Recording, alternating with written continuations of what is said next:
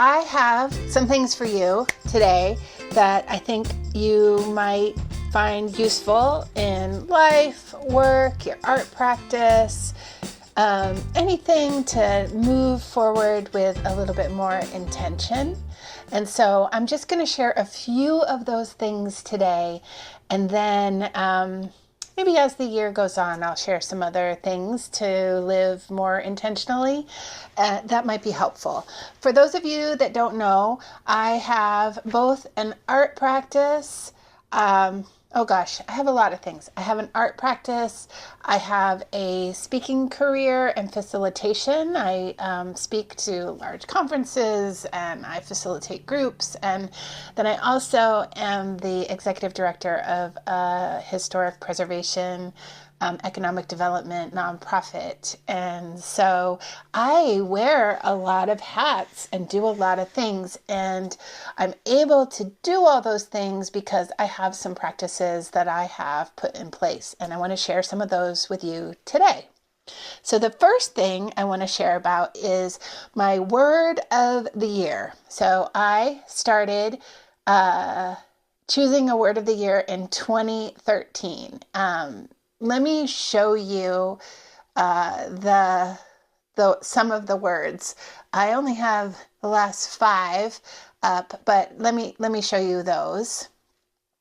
And every year I choose that word through different processes. I've done different things. I've made lists. I've really thought about them. I've thought about words that starting in about October, I start to think about what I might want for my word for next year. And I make some little lists just on, a Post-it note, and I consider like what they are, and then I sort of look for them. Like, am I hearing those words or reading those words? Are they coming up over and over?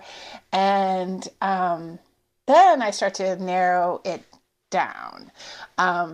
Some of the words I've had in the past, as I've said, is the very first word I had was focus in 2013. And then in the last couple of years, I've had the word wonder and huzzah, which was really a fun word.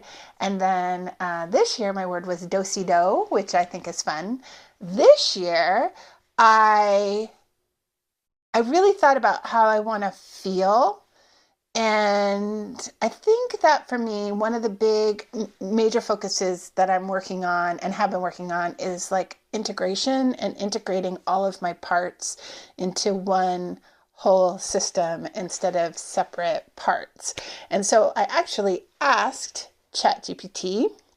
I said, "Hello, ChatGPT. I am choosing my word for next year." I have a very casual relationship with ChatGPT. It's my creative assistant. And so I said, I want to feel integrated. I want to feel that all my parts are flowing in the same direction. I want to feel like I am feeling whole. And do you have some words that I might use as my focus word for 2025? And it came up with 5 words. And those words were alchemy, confluence, wabi-sabi, essence, and liberation.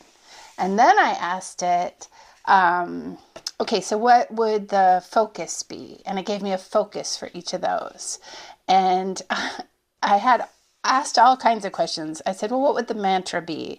Or what would the themes be? Or what would the energy of that word be? What else did I ask it? I asked it, what would the song be, or the symbol, or the animal? I asked all kinds of questions. And then I had all this information about all those 5 words, and I told my husband about it, and he said, oh, you should make a chart, and then you could highlight the ones that you find most interesting, which I did. I'll show you. So I made this chart, which has a lot of text on it, and it has all the things that ChatGPT gave me. And then I went through and I just highlighted the things that were the most interesting to me. Not any, just quickly, just like yes, yes, yes, yes, yes, yes, yes. And then I counted for each word which one had the most.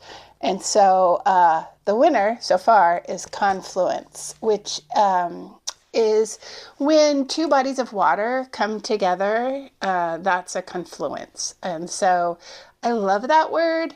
So I'm thinking about it. I'm thinking about confluence as my word for 2025. So I recommend this. Just go into ChatGPT, tell it how you would like to feel next year. Maybe you want to feel a sense of ease or a sense of calm, or maybe you want to be power charged and have a lot of activity, or maybe you want to have a year of good relationships or better communication, like whatever it is that you want. And just see, it's kind of fun. It's kind of fun to see what kind of words it comes up with. So that's the first thing, is to choose a word. And you can do it this way, or you can just make a little list and choose the word. There is no wrong word. Some words in some years don't come up as frequently. And so you kind of lose the word by, say, April, and I've had years where I've just forgotten what the word was. And so that's okay. It doesn't matter. It just is a way to have a little bit more intention as you step into the year. It's not the end all be all, but it is fun to have sort of a focus. And so that's one way.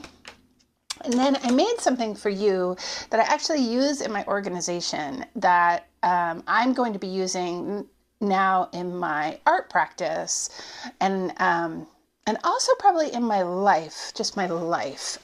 Because I think that for me, one of the things that I realize is that I cannot do all the things. I can only do some of the things. I have a finite amount of energy and time, and I have to distill it to the things I really want to do.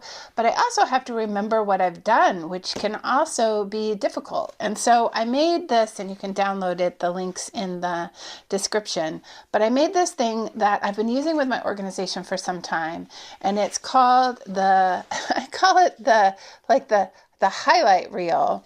So if you're on Instagram, you know that at the end of the year, people will do a little grid of the 9 most liked photos. I don't care so much about that, but I do love the idea of having 9 highlights. Like, what were the highlights of your year?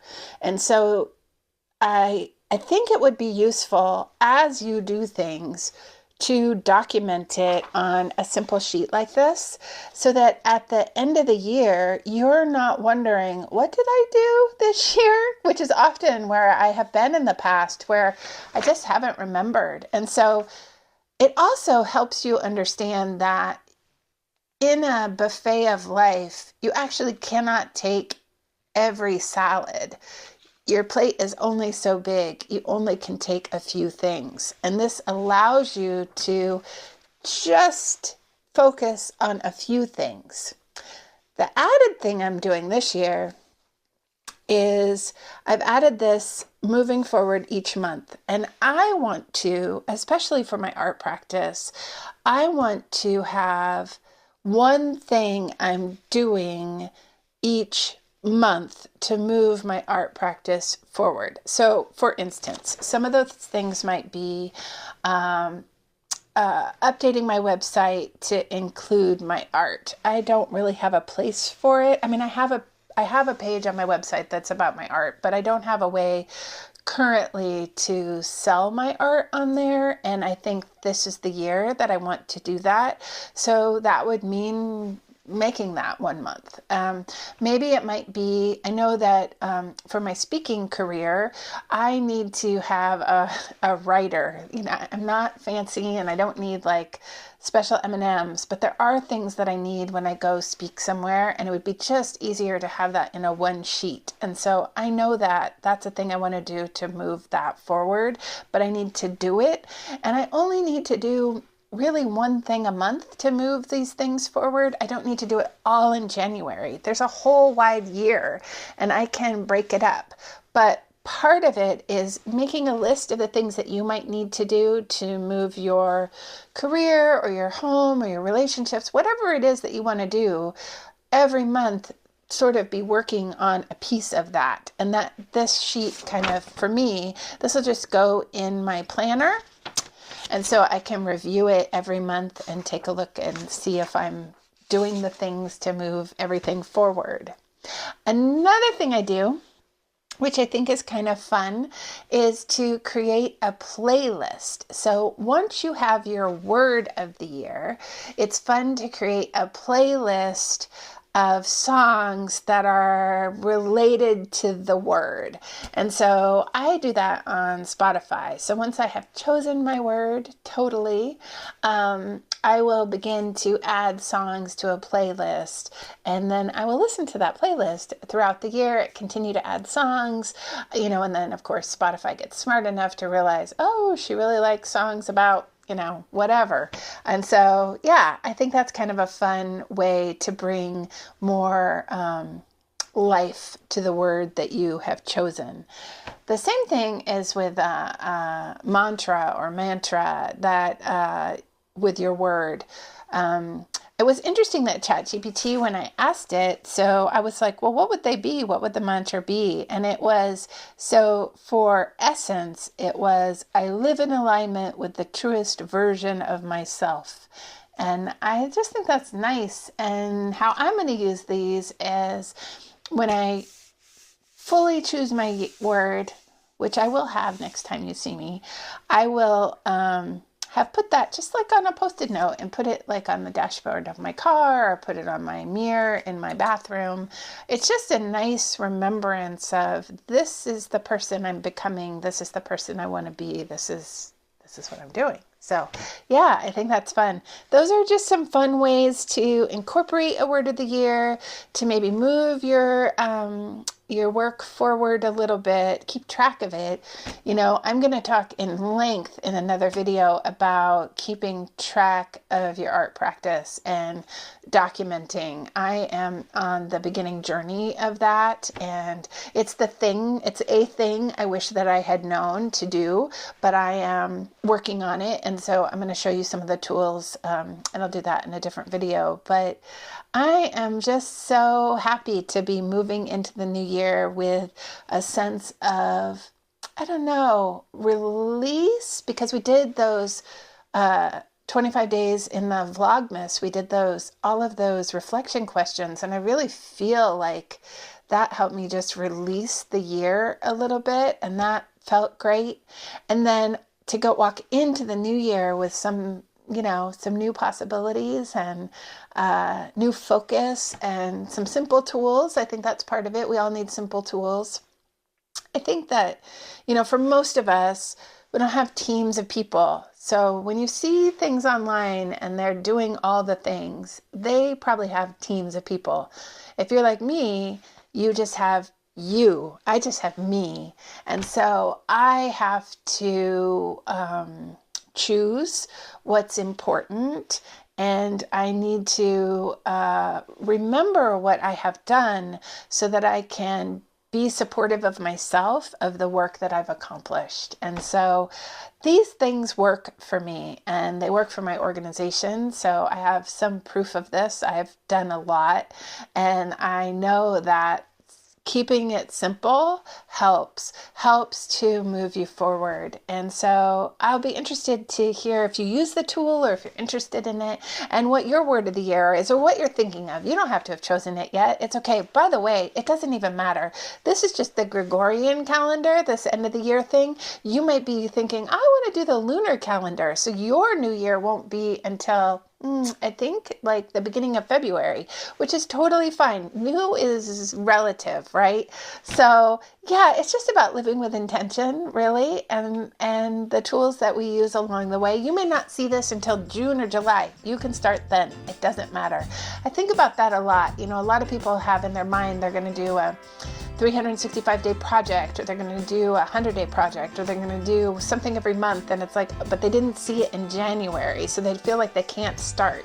It doesn't matter if you see this in June. You can start then. There's no rules about starts. We put it in our heads that the start is today, but it doesn't matter. So free yourself of that too. If you see this and you feel overwhelmed by what I'm telling you, that's totally fine. Just put it aside for now, and then when you are feeling ready or have a little margin in your life to do it, that's the time to do it. So try to relax a little. You know, the world is a hard, messy place, and so being a little softer to ourselves is helpful, I think, is helpful. But we also want to do stuff, so that hopefully these will help you do things too. So whenever you are celebrating your new year, Happy New Year, and I'll see you next year. Oh, so exciting.